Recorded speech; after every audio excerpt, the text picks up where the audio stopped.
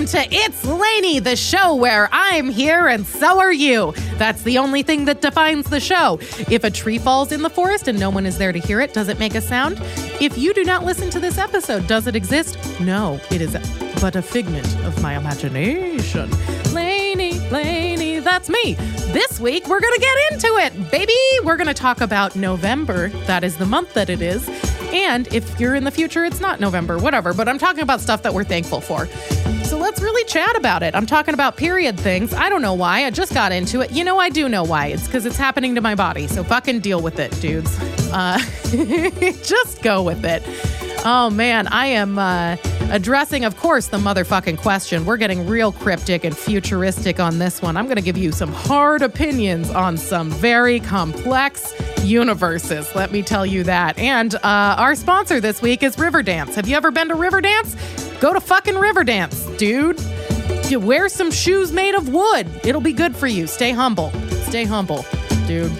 All right, well, let's do the show. Woohoo!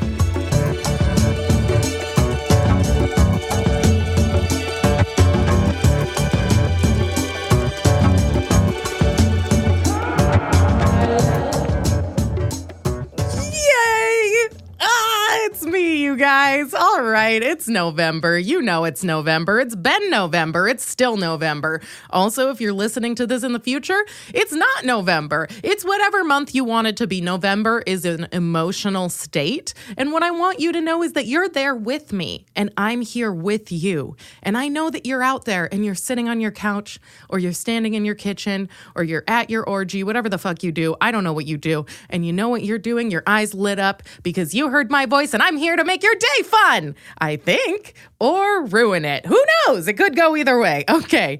Well, all right. Well, I was thinking about what we're going to talk about this week. And since it is November, well, here's the thing. Have I mentioned yoga already, Aaron? Okay. I'm sure. Yeah, I've mentioned everything.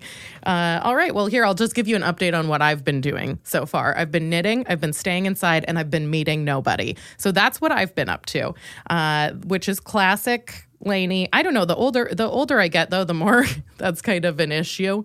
But I'm working on it. I started taking yoga classes, and I went 3 days in a row a week ago. And I have to tell you, I am the queen of meditation now. I probably have already mentioned this because it was a pretty big deal.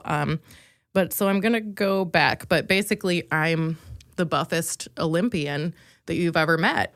Yeah, I've been taking yoga. I've been doing yoga. I've been being yoga. I've been absorbing yoga, and now I'm teaching yoga. I went 3 days in a row, and you know what? I am an expert. I am fully certified, and I am able to teach you how to balance a teacup on your buttocks, and that is the extent of what I can do. So I'm going to keep going to yoga. I don't know what's going to happen, but I just want you to know I was very proud of myself, and if a slob like me can do it, then you can probably do it too. Although I will say you have to be, okay, man, I can't do it this week because I already talked about this, but I could, well, maybe now I'm going to have to. I shouldn't pre-qualify things. Listen, my Ritalin is worn off, but the thing about yoga is that this is a big step for me because number one, I'm exercising, which is important for me because it helps with my anxiety. Number two, I'm getting out of the house, which is important for me because it helps with my anxiety. And number three, one time I went to a yoga class when I was home from a summer break on college, and I did 3 sun salutations, and then I passed out and I shit myself. So it's a big, I know, and I should have, now these episodes are going to go back to back, and that is not helpful. But here's the thing, my family has some sort of blood circulation issue. I don't know what it is. I ate that morning. It's not like I didn't eat, but it's a lot of up and down. You go upside down, and then you go right side up really quickly, so all the blood drains out of your head. And I was there with my friend, and so we were going upside down and right side up, and because I'm competitive, I would never not do it. I would never stand there for a second and gain composure, which I have learned now. Now, if I'm feeling a little difficult, I'll do the modified one or go into like a stretch and be like, oh, I'm accepting my body. Because also that's the thing. If you just do it confidently, especially in yoga, it's like, I'm listening. They call it shit like, listen to your body. And you're like, oh my God, my body says Fritos. My body says 2 orgasms, then nap time. Yes. My body says watch 30 Rock all day, which I have been rewatching again. And I got to tell you, Liz Lemon, that's my dude. Okay. Yeah, so I did 3 sun salutations. I passed out and then I shit myself. But what happened, I was partway through the class and then like I said, I'm competitive, so I wouldn't not do the moves, but I was getting lightheaded. And so I guess this is the only time in my life I've ever passed out. I just woke up on the ground and I clearly didn't know what had happened. Later, my friend who was at the yoga class with me told me that I started kind of swaying, like I was still standing up. And I remember I got tunnel vision and I couldn't hear anything. Like my ears I couldn't hear anything. They were pounding or whatever. But she told me that people were telling me like, hey, sit down. Are you okay? And like, hey, you need to lay down, or like, hey, just take a break. And the whole time I couldn't see or hear anything. I was still standing. And apparently I was kind of swaying back and forth saying, no, I'm fine. Leave me alone. Which honestly, that's a baller move. But here's what happened. So I passed out. I woke up. I was at the YMCA. I was like, how old was I? 18, 19, something like that. I was home on summer break. So my parents came to pick me up because they were like, and they weren't far away, whatever. For some reason, both of them came, which I guess maybe they were concerned about their daughter. Makes sense. And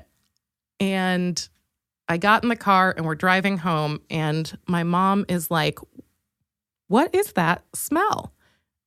And she keeps asking about it. And I'm like, what are you talking about? And my stepdad is like, Cindy, leave her alone. And then I realized that I shit my pants and I am now sitting in it. And I did not realize it before because I shit my pants when I passed out, but so much was happening that I had no idea because my body wasn't feeling what was happening to it. So now I'm in a Jeep sitting in my own shit, just trying to get over vinyasa flow.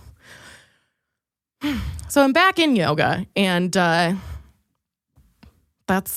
and I have not shit myself yet. And I'm sorry that there has been so much talking about this, so I will move on. But that is a very important story in my development because I want you to know if you go upside down and then right side up really quickly, that could happen to you. So you need to listen to your body. It's not just a little placating phrase that they say. You actually need to do it because otherwise you could be sitting in the middle of a core power yoga in a puddle of your own feces. Who knows? Then your cute workout pants don't even mean anything. But to be fair, I was at the YMCA, so I fit right in.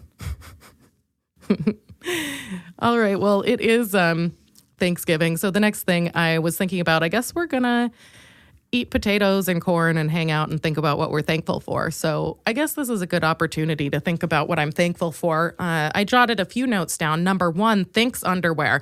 And you guys, I was about to say I'm sorry for making you listen to this, but I'm not because this is wonderful and I'm not sponsored by them, but it's Aaron, do you know what thinks are? The period underwear. Have you heard of them?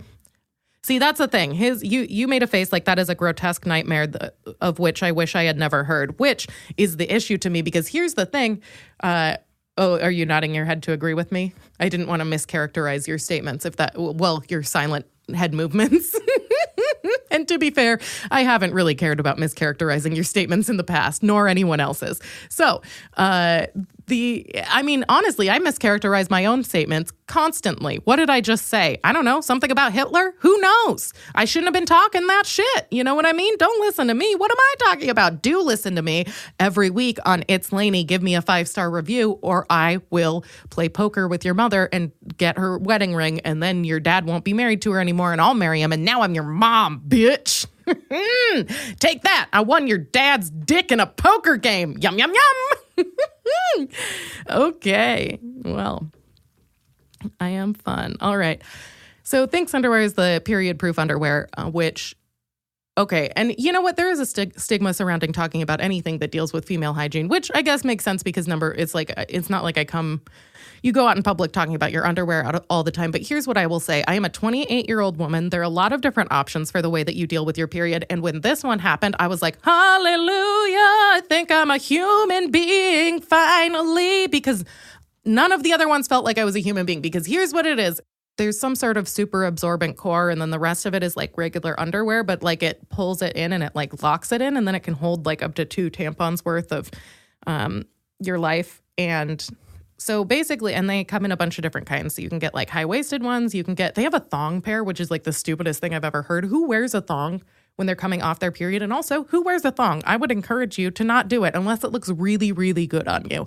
But like people who walk around just wearing thongs, why would you ever do that? Just don't wear underwear, which is what I do. So, and that's just because I need to do laundry, but it's also because I'm super hot and carefree and a young gal who's out on the town. You know what I mean? Okay, so it basically, locks it into the super absorbent core. It has antimicrobial layers of fabric that kind of are moisture wicking. They stay dry, and then you can wash and reuse them, which people get, of course, real upset about. But so up until now, the options are, for the most part, I don't know what other people are doing, but for the most part, tampons, pads, Diva cups. Erin, do you know what a Diva cup is? Man, sometimes, okay, so you said no. Sometimes you surprise me because you're kind of a hippie, and sometimes the stuff that you don't know about, it's confusing to me. But to be fair, though, I've been living in quite a liberal bubble, so there are a lot of things where I just assume people know about them. But a Diva cup is, it's a little soft plastic cup that you stick up in your hoo-ha, and then instead of wearing it, it goes in the way a tampon would go in, and then it just catches it, and then you dump it out, and then you use it again, which a lot of people have found a lot of success with. If you know how to use it right, it's great. Honestly, I've never messed with it because I'm really clumsy, and so I just know that if I mess with it, I would have a real Mr. Bean meets Carrie situation, just ruining bathrooms. You know what I'm saying? I'd be like, oh, let me go elegantly change my Diva cup for my menses, and then I'd walk out like, I gotta take a half day because guess who slipped in her own period blood? It's me, Lainie. It's Lainie. That's me. Man, I'm really going all in on the images this time. So anyway, that's an option. Although I have not used it just because I'm super clumsy. That is the legitimate reason. But I know a ton of people who use it a bunch and have found a great deal of relief from it. So I definitely recommend checking that out. But what I took a chance on me, whatever, are Thinks. And the thing about Thinks is that you can wear them and they're on your body, and thank the fucking Lord, because Jesus Christ, the older I get, the more I just want to free bleed. I cannot be walking around with stuff shoved up in my stuff. It's super annoying. But, the biggest advantage of these are that they're generally almost totally leak proof unless you left them on for like days. And that makes them fantastic for sleeping in because you don't have any leakage while you're sleeping. And so I have found them very useful when slumbering adjacent to a suitor, because then you don't have to worry about anything gross happening. You're like, I'm good, I'm locked in, feeling good. And a lot of people will use them in addition to also using like a tampon or something. So that way you just have extra security. But also good but they feel really good like underwear.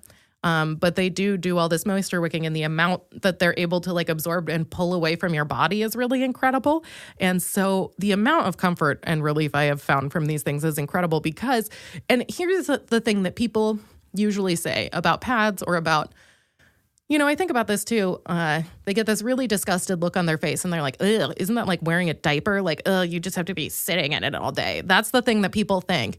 And it's hard to have an answer for that question because people are really disgusted by that. But then I was thinking about it yesterday and I realized, yeah, well, that's better than, they don't like it. They're like, ugh, are you just sitting in all that stuff all day? Yeah, it's better than wadding it up, shoving it up in my puss and letting it stay there.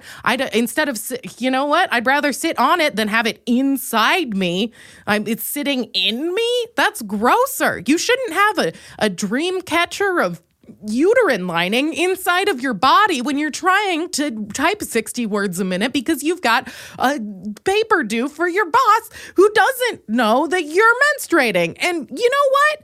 I want to menstruate every day. That's what I want to do. I'm going to do it every day as a political act. So I'm just telling you, listen, if you thought about trying these, 100% try them. If you haven't thought about trying them, 75% try them. You should. And people get grossed out, and I'm here to tell you it's not gross. It's amazing. It's changed my life. I'm a new woman. And also, I can go anywhere now. I can go anywhere I want because nothing's going to happen. I just go out there, I walk around, I do my stuff, I strut my strut, do my little dance. And you know what happens? I'm a beautiful queen and everybody knows it. So give thanks, hallelujah, praise be. Blessed are we, for we can use thanks. So that's the first thing that I'm thankful for. I took a couple more notes. Another thing I'm thankful for, chocolate. I have tried a new dark chocolate brand. Now I'm just reviewing shit. But I have to tell you, dark chocolate is keeping me alive, and I think it's good for you. So I eat it 3 times a day and nothing else. And I sit in my period underwear and I watch Bridget Jones's Diary and I write letters to my senator wearing a bunch of toe rings. You know what I'm talking about? That's what I'm talking about. 2018, ladies are doing it for themselves. All right. I love chocolate. Also giving thanks for stretchy pants. Loving it. Maybe there's a theme here. I think it's pretty clear what the theme is. But let's move on. This is another thing I give thanks for. Pens with wonderful ink flow. That is an obsession of mine. Also, duvet covers. I recently got one. It's amazing, except that sometimes I sweat because I get really hot and then I wake up and I smell. But then you can take a shower, which I didn't know if you know that you could do that, but you can. Also, quesadillas and hugging. Those are other 2 things that I'm happy and giving thanks for.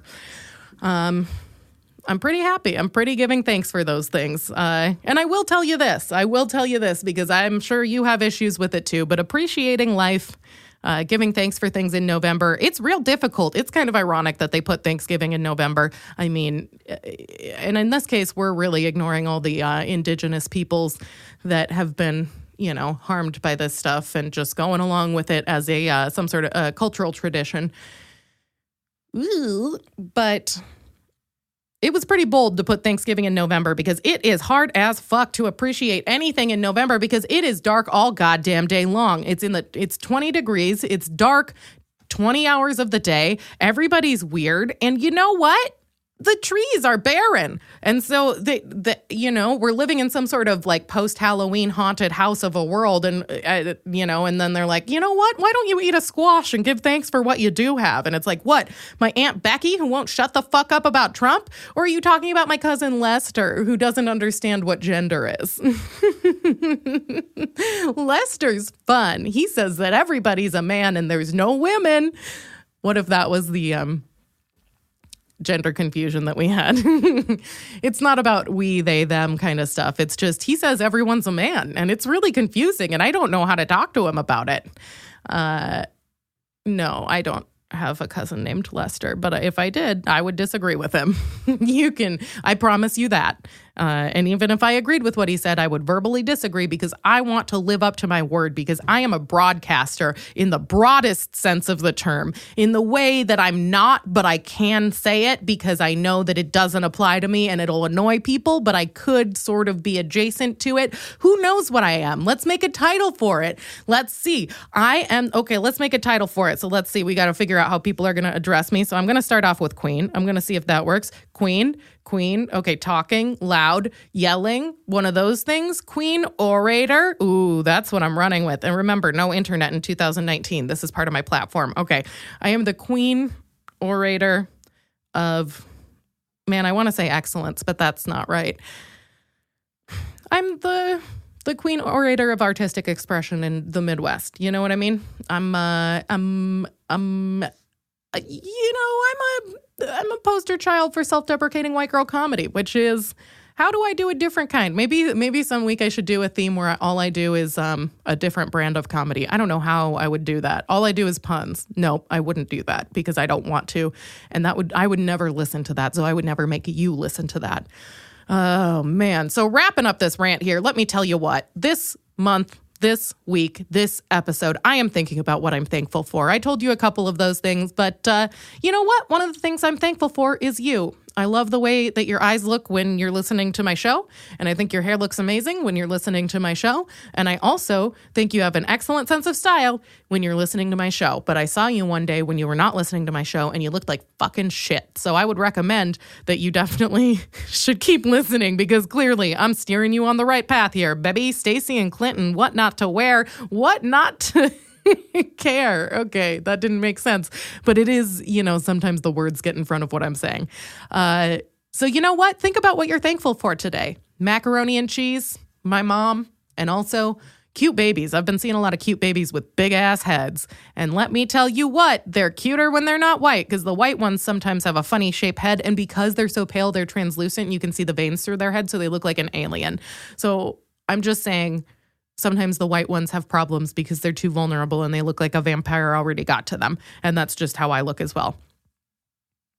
So give thanks, everybody. We're blessed. We have everything we could need and also hugs. Yes! It's Thanksgiving, and we're ignoring the inherent politically incorrect situation that this holiday represents.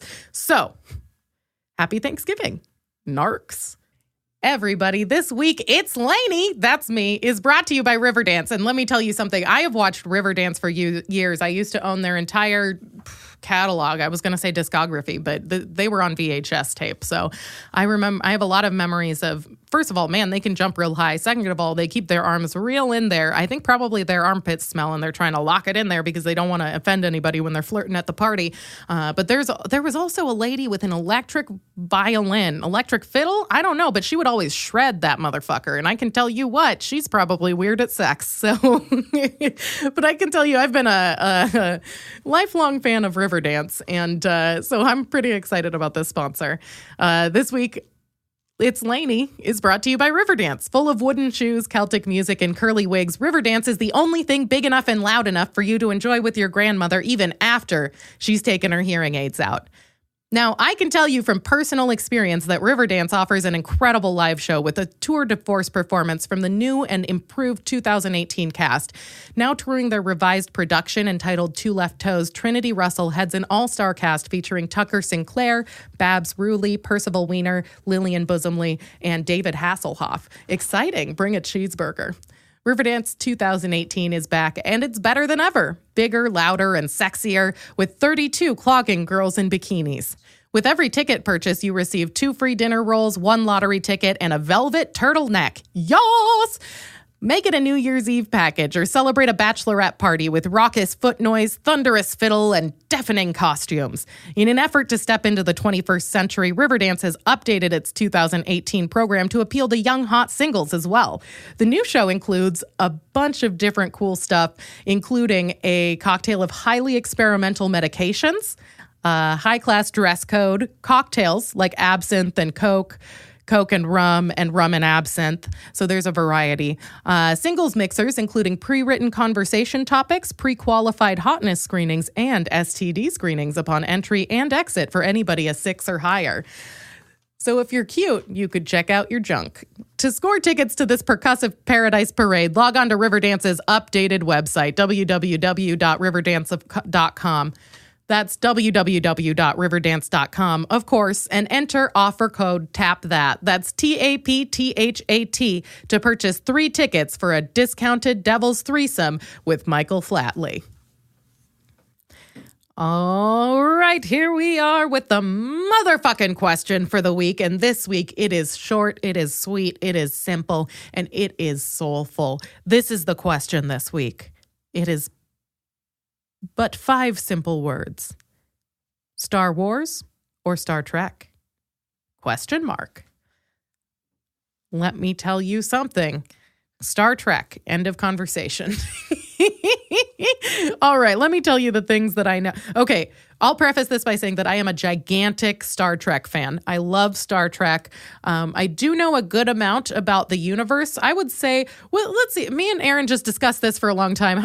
What level of dorkitude would you put that at? Like 4 out of 5. 4 out of 5? Yeah, okay, cool. Yeah, I thought I'm pretty deep in the canon of Star Trek. And usually when the things that you mentioned to me, I'd be like, yes, that's right. That is its name.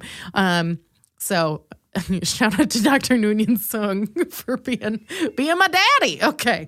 All right. Well, let's get talking about it. I'm going to talk about what I love about Star Trek, but let's talk about Star Trek versus Star Wars. Now, let's see. Star Trek was, we should have looked at when these came out because I remember, I had a bunch of information about the I had a bunch of information about this just in my life. But okay, here's the thing. Star Trek versus Star Wars. Star Wars, okay. They're on a dust planet a bunch, which is super lame. They're all like depressed and weird. They're fighting a star war. Okay, I don't know why I'm being negative. That's not really an issue. That shit happens in Star Trek. I don't know what my problem is. What is my issue with the vibe? I just love Star Trek a lot. I retain that. And Star Wars, I don't remember all the shit that happens. Jar Jar Binks is there. The Jabba the Hutt is there sometimes. Queen Amidala is up in there. That was Natalie Portman, right? Did they have two different ones, like Keira Knightley and Natalie Portman? Was that what happened? Nope. Who knows? Nope, that didn't happen. Ewoks, they look like little teddy bears. Emperor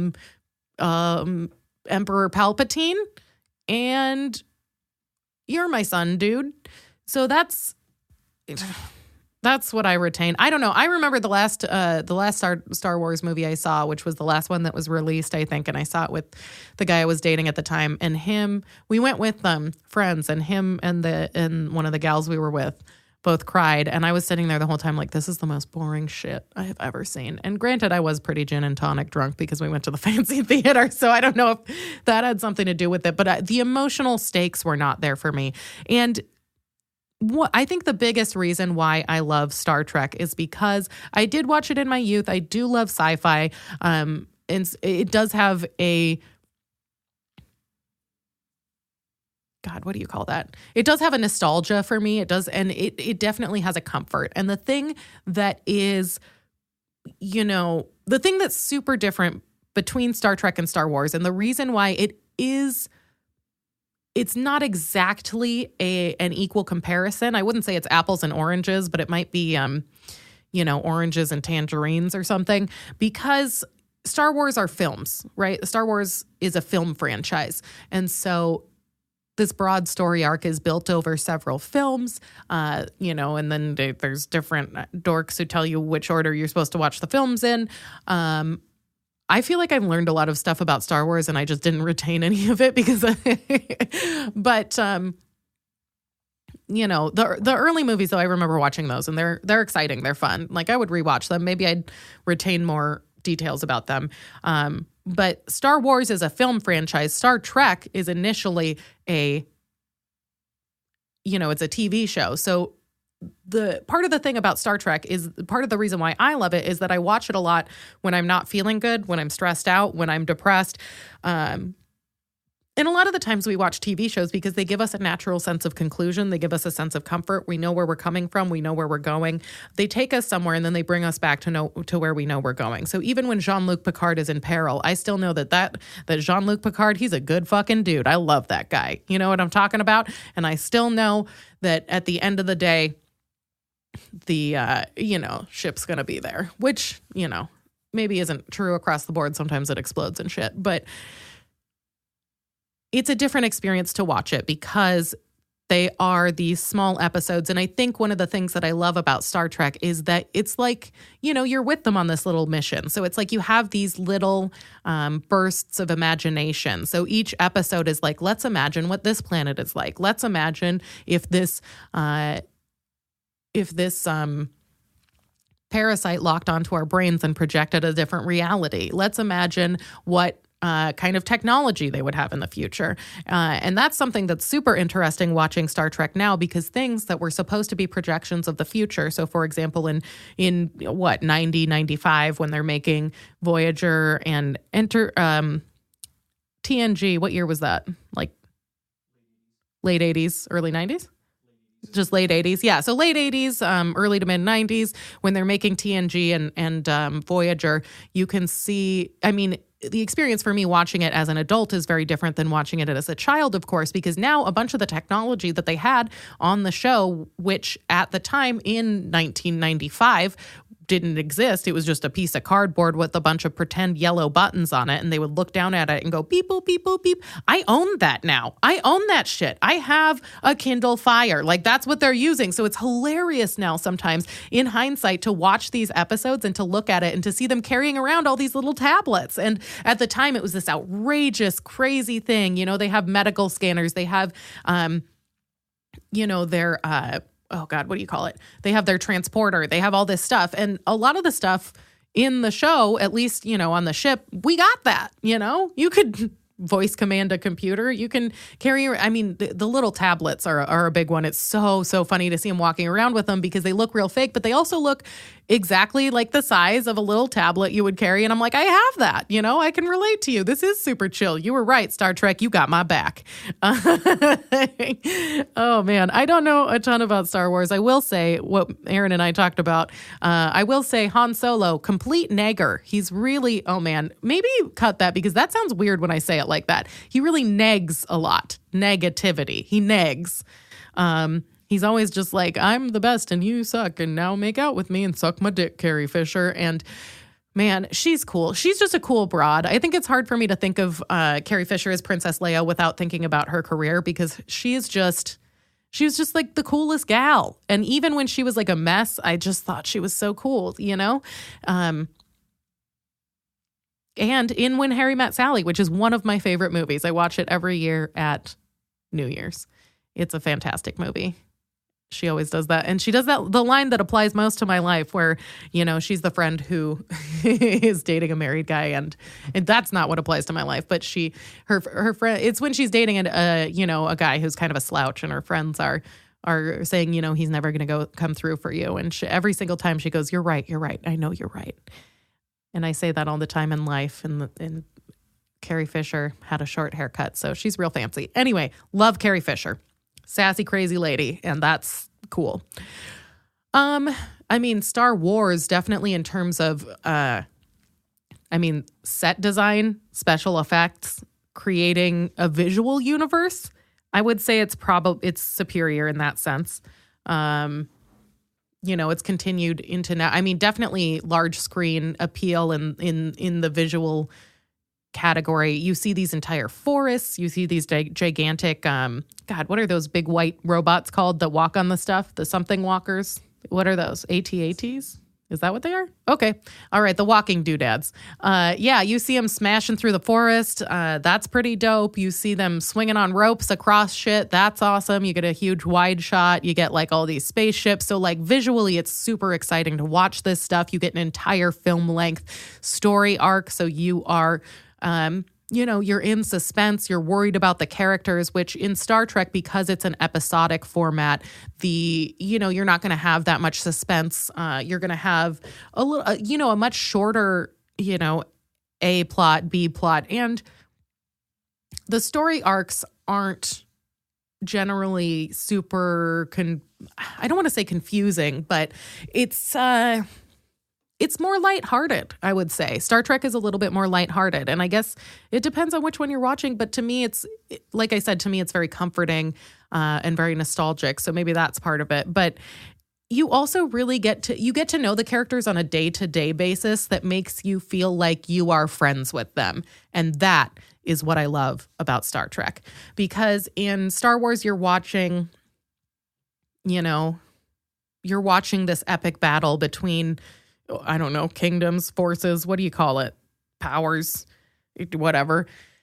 And there's a lot of, there's some kind of mysticism to it with Yoda and all that. And granted, the stuff I say about Star Wars is not going to be super correct, but you're watching this big cinematic story with a large story arc with a protagonist and with an antagonist.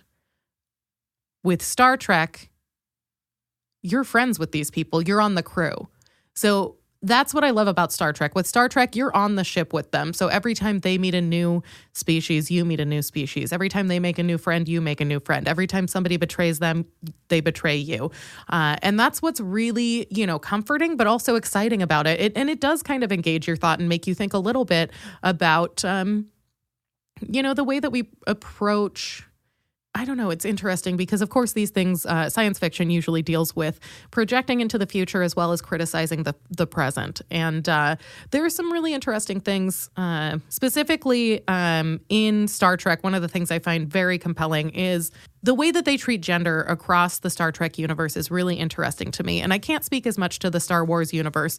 There's a lot of queens and princesses and shit, right? Do they have any, in Star Wars, are there any tough lady characters? There probably are, right?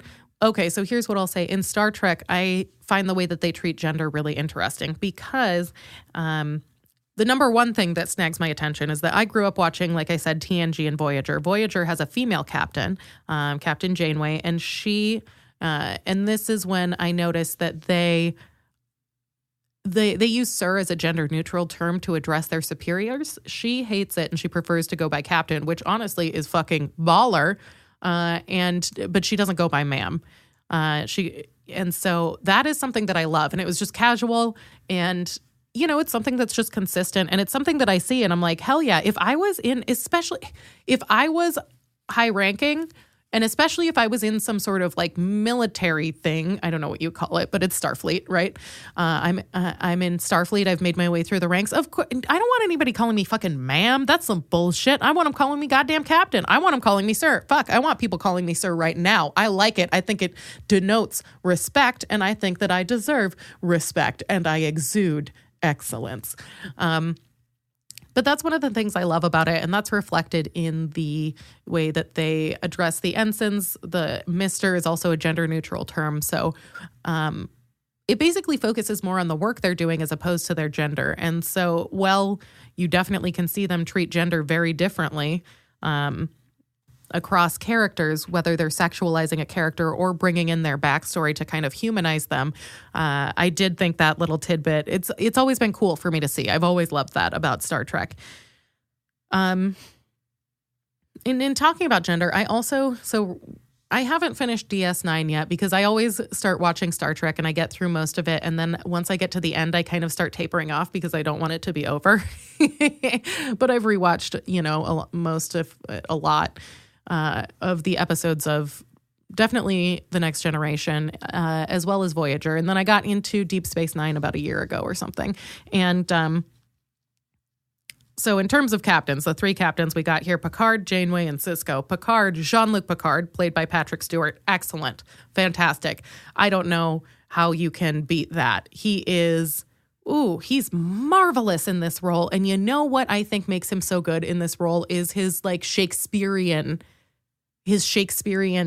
training. What do you call that? His classical acting training. He's awesome because he takes it seriously. He seems like a man who is conflicted. It's the age-old tale of, he's always in a war or some shit. And you can see him bearing the gravity. You can see him bearing the weight of that responsibility. And that's something that's really compelling about his character because I think it's so well acted that you do feel like, not only is he an extremely likable character, but you also really feel a lot for him and you have these hopes and dreams for what he's going to do with his life because you learn all these different things about him. And also Patrick Stewart, it's hard not to love him.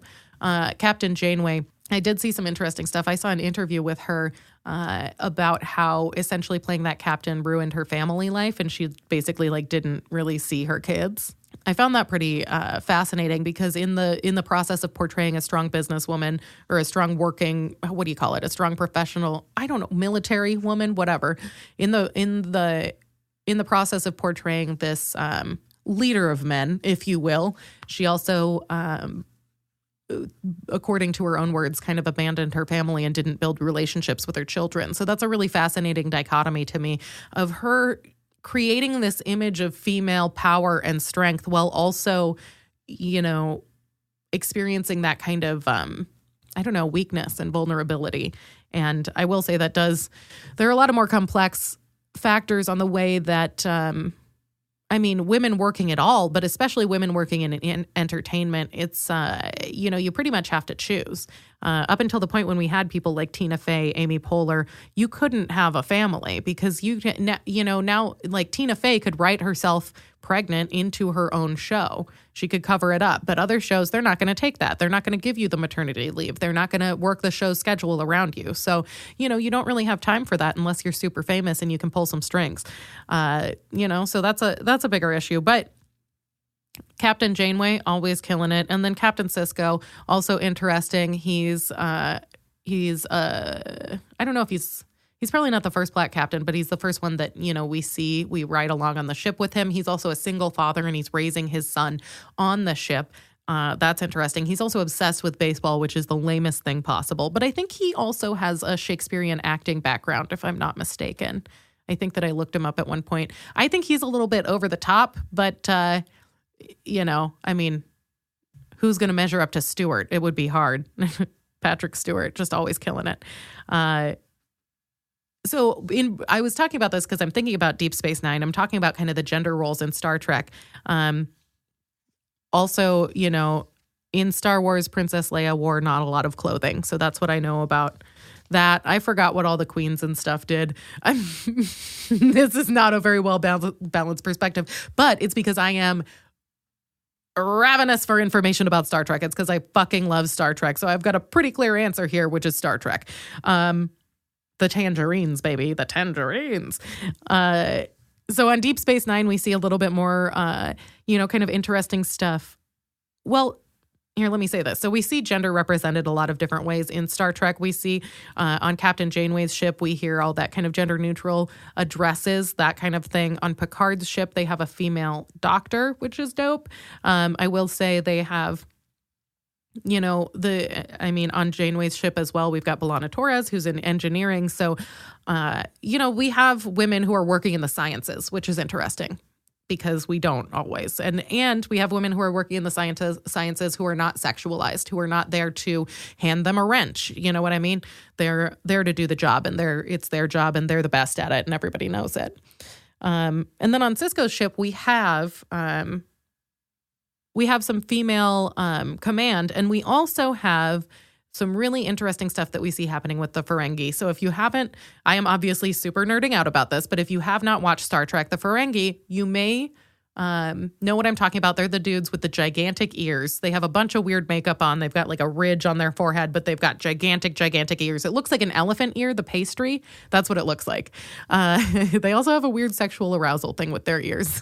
So that's strange. Now, I mean, before even addressing all right. I'm just going to talk about the gender part of this, which is that on Deep Space Nine, the bartender in the commissary or whatever it's called, he is Ferengi. And so previously Ferengis have only been portrayed in my experience of watching Star Trek. And I'm sure there are things that I miss, but they've only been portrayed essentially as these really annoying, really backstabby, really sneaky, really underhanded, kind of dealers who come in trying to make a quick buck. They'll sell anybody down the river to close a deal, and they, you know, will sell each other out. So they're really sniveling, vulnerable, kind of loathsome creatures, and they're annoying. They're not villains, they're annoyances, they're pests. And so not only are they not held in high esteem, but they're not even taken seriously because they're, you know, they come up and they try to barter with you and they try to trick you, and people brush them off and they're like, oh my God. But having a main character that's Ferengi on Deep Space Nine, we see a lot more about the character development with the character as well as the cultural background, which is interesting because when they build up this backstory, we go back to Ferengi. I think that's their planet's called Ferengi, right? Ferenginar. That's right, Ferenginar. And what is their currency called? Oh, gold pressed latinum. That's everywhere because you can't replicate it. I thought they had another thing that was called Ferengi something. Okay. But their world is really fascinating because they live in this culture where their number one moral, their number one closely held belief, their religion is just money. Gold pressed latinum, if you will, which they always say lisping through their teeth because they have to wear some kind of strange teeth. Those poor actors, by the way, really had to get in there. Oh my God. They were probably sweating balls up in that weird headdress, you know, just wearing gigantic ears. Couldn't hear anything. They've got huge fake ears on their head, but every time somebody tries to yell at them, Stuart, what? Like, I don't know. I can't hear you. Oh, man. But so we go back to Ferenginar, obviously. You know Ferenginar. That's where you go if you're down to have a good time. If you want to get a little crazy, go to Ferenginar. No, I'm kidding. That's not where you go. I think it rains a lot there. It does. It rains a lot there. God, I'm really showing my nerd colors. Just FYI, it rains a lot on Ferenginar. So this is a good tidbit from this episode. If you wanna freak somebody out, turn to whoever's next to you right now, or an hour from now, and look at them and say, "Man, it really rains a lot on Ferenginar." and then do the laugh and just see how they react. And if I was sitting next to you, I'd say, well, you want to trade some gold pressed latinum about it? What are we going to do? You know, that's all we got. But so it's interesting to see this planet because it deals specifically with gender. And of course, on a lot of the different planets, we see the way they treat their, you know, quote unquote, their women or their females or whatever it is. You know, we hear that a lot because we're visiting all these different cultures. So some of them are more futuristic. They're genderless beings. Some of them are in the past. They're like caveman-like things, or they're not as advanced as us, whatever the case may be. But on Ferenginar, the women are not allowed to wear clothes because they are below the men. They're not allowed to handle the money. They're supposed to stay in the house unclothed, humble, and essentially be, you know, just walked all over. They're just there to be there, I guess. Do they cook? I think. I'm not really sure what they do, but it's interesting because in Deep Space Nine, what is the Ferengi's name on Deep Space? Quark and his brother Rom. Quark and Rom, that's right. So Quark is the Ferengi on Deep Space Nine. Quark goes home to Ferenginar, and we see his house, we see the planet, we see the way that their economy is structured, which is kind of confusing, and all their relationships are structured. But we also see his mom, and his mom becomes a really badass character because she's just been living there in her house. His dad is dead. She's just been living there, kind of kicking it. And as the series goes on, she says, hey, I want to wear clothing because I'm slaying it. And she starts wearing this Phyllis Diller ass sequined muumuu. She's got garb, baby. Yeah. Aaron's nodding a bunch. So I think I pretty much hit that nail on the head. And to be honest, I'd wear her whole wardrobe. Let's get it. You know, she's got like some weird scarves or whatever, but it's a lot of like color. So she doesn't just start wearing clothes. She starts wearing costumes. You know what I'm saying? And that's a woman I can get behind. What's up? But so she starts wearing clothes, and they have a bunch of episodes dealing with what a revolutionary act this is, and how she has to be, and how she has to be disciplined, and how she's bringing dishonor to the family, and how she's cast out from the community. But she has been running the household's monetary. She's been running the household's finances for years because his father wasn't good at it and she was good at it. And the women aren't allowed to touch the money. They're not even allowed to wear clothes. You know what I mean? Their nipples are freezing. They don't have time to count latinum. They're busy. But so she becomes this really revolutionary character who's wearing clothing. She's out in the world. She starts getting out there, arms dealing, shit like that. And she's, you know, and she has a lot of conflicts with Quark, her son, about it because he's, you know, telling her, you can't do this. We're going to be excommunicated, essentially. And she's like, shut the fuck up. I made all this money. Where you think this money came from? Your daddy couldn't do it. I did it for myself. I'm going to do it now because you know what? If the only thing we value is profit, then I'm going to get that fucking profit. I don't see why I shouldn't be allowed to wear clothes while I'm doing it. I'm going to go hang out with my boyfriend now. Suck it, Quark. And that's really interesting in terms, they kind of get into that on terms of gender. But let me tell you this. I'm going to go, let me see. I'm going to tell you, oh man, in terms of dreamboats on Star Trek, let me tell you what. And man, let me tell you what. Okay, I did a marry, fuck, kill, and this is how I did it. I just chose. I didn't give myself the people first. I gave myself the prompt. So I'll just let you know. Marry, fuck, kill, Chakotay, Data, Riker. Oh my God, are you kidding me? All right, just a short backstory on this. Chakotay, first officer of Janeway. They have a great relationship, get along well. He respects her as a commander, even before he respects her as a woman. It doesn't seem to ever be an issue for them. He's also very soulful. He has Native American heritage, and he processes things through his spirit speaking to him and shit. So basically, he's very, what would I say? He's a little bit more, he's less akin to military personnel and closer to an anthropologist. But anyway, he's like super soulful and he's really hot. And I have Googled the actor since then, and oh baby, he held up over time. So check out Chakotay because he's got a face tattoo, and man, is that dude killing it. But he's also just really respectful and calm. So he's got a dope vibe, and you're like, man, he fucks good. So then moving on to, man, you know what? Yeah, I chose Mary because damn, you could live with that man. He knows how to cook, all that shit. Like he's, oh my God, what a man, what a man, what a man, what a man, good man. That's Chakotay. Data, he is an android. He is on Star Trek The Next Generation. You've probably seen him. He's the dude who's wearing completely white makeup, like face powder. He's an android. You might have seen his chest open up in like pistons or whatever. He is, I say fuck because first of all, he is programmed for a multitude of pleasure making. He has some phrase he says, but he's programmed to be fully functional is what he says. Fully functional. And for some reason, I've always had the hots for that character. And it's not the actor Brent Spiner. It is the character of Data. And I would say one of the reasons is because the character is super compelling and it's highly humanized because Data is constantly curious. He's constantly growing. He's constantly learning. And he's vulnerable in a way that's really likable. So he has, while he doesn't technically have emotions, quote unquote, he is going through a process of discovery that makes him feel different than others. He's an outcast a little bit, and not in the sense that they treat him poorly, but in the sense that he doesn't fit in. He doesn't fit in. And I think that's one of the things that's most attractive about his character is that he is trying to figure out where he fits in. That's his whole thing. He gets a cat because he's trying to understand what having a pet means. He starts painting because he's trying to mimic the masters because he's trying to see if he can emote that way.